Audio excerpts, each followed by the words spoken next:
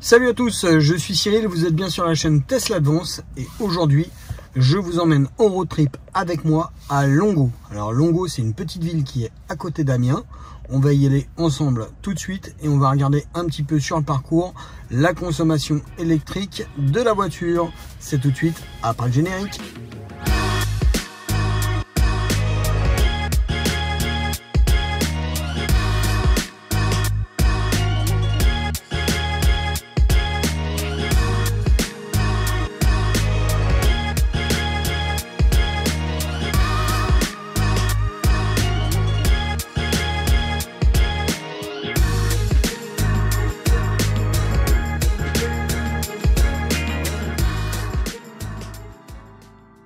Alors, on part avec 99% de batterie, il fait 5 degrés dehors. Donc là, on est sur la page des trajets. Et en fait, pour connaître sa consommation, on va d'abord réinitialiser ici. Donc pour ça, on va réinitialiser Deauville parce que c'est le dernier trajet que j'avais fait. On le réinitialiser. Et ensuite, on va modifier la ville en cliquant dessus. On va mettre Longo. Et du coup, ça va nous donner notre consommation. Donc là, ensuite, on va aller dans navigation. Donc, il m'annonce 2h07 de route, 136 km. Et si tout va bien, on arrive avec 67% de batterie. Allez, on est parti.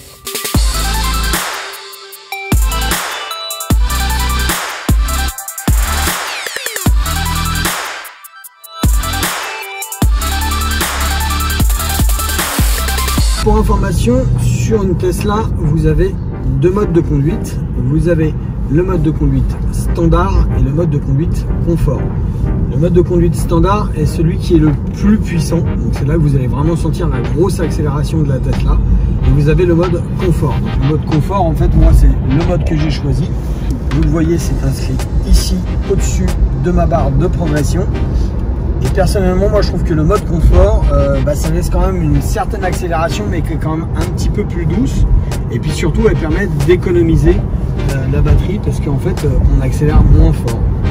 Donc c'est un choix, mais moi je privilégie le mode confort quand je fais des longs trajets.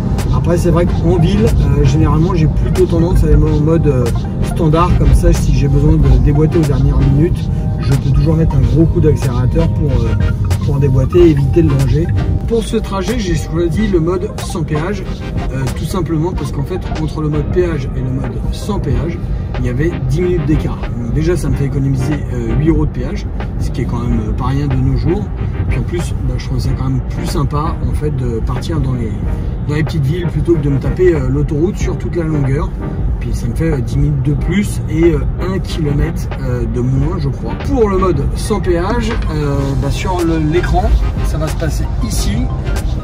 Toujours la voiture, vous arrivez sur votre menu principal. Là, vous allez dans navigation. Et ici, tout en bas, vous avez éviter les péages. D'office, il est désactivé. Et là, si vous activez ici, vous aurez le mode sans péage pour votre navigation. Et ensuite, vous revenez. Et puis là, il vous annonce toujours vos 2h03 et vos 126 km sans péage.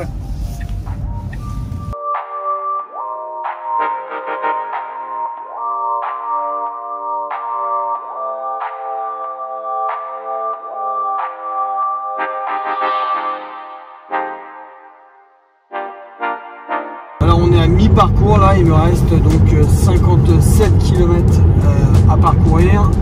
On va aller voir un petit peu notre consommation. On a parcouru 77 km, on a dépensé donc 11 kWh et on a une moyenne de 144 Wh au kilomètre. Donc c'est plutôt pas mal hein, puisque moi ma consommation généralement moyenne elle est de 149 Wh au kilomètre. Donc je suis dans ma consommation de base. Alors bien évidemment ça dépend de comment vous conduisez. Moi j'ai plutôt une conduite cool, donc ça me permet d'avoir une consommation relativement faible. Bien évidemment, si vous faites des grosses accélérations, ce genre de choses, votre consommation va forcément augmenter. Voilà. Et bien écoutez, on se retrouve à l'arrivée.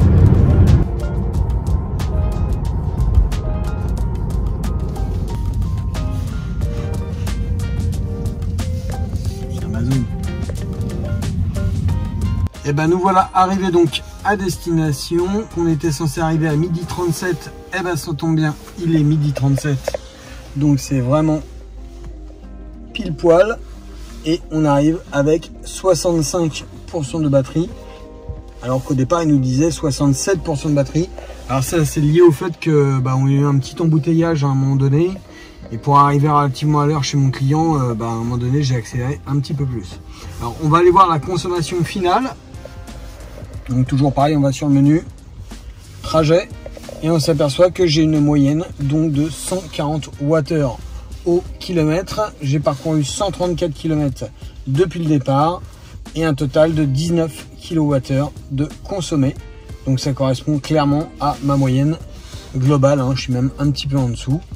Donc c'est plutôt cool, c'est plutôt une conduite économe, on va dire. Et bien c'est la fin de ce road trip et de cette vidéo. J'espère qu'elle vous a plu. Si c'est le cas, n'hésitez pas à me laisser un petit commentaire ou un petit pouce. Bien évidemment, n'oubliez pas de vous abonner.